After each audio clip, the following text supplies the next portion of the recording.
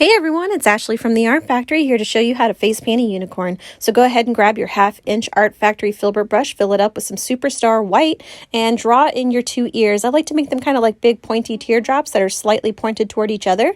And then we're going to fill in a little triangle in the middle that doesn't go all the way down the nose. It just gives you like the idea of it being filled in. And then we're going to just fill in with some pink inside the ears, not fully, but just making 2 little teardrops to make them look like, they're kind of open and facing towards you. Now this is our boomerang unicorn horn stencil. It's perfect if you have a hard time drawing unicorns. I used a little split cake with a sponge there to give it a cool 2-tone effect. And now I'm using a 1" Art Factory brush and a split cake to draw in some hair. And I'm going to put it in the middle for the forelock, and then the mane I'm going to have come down both sides. I know it doesn't happen that way naturally on horses, but it just looks really cool and the kids love it. So now I've got a number 4 Art Factory round brush and just some black Diamond Effects paint or tag paint or whatever waxy black you like to use. And I'm just going to fill in the ears outlines, some nice swirly outlines for the hair. I like to make them look like they're kind of overlapping. It just makes the hair look kind of more wavy and fun.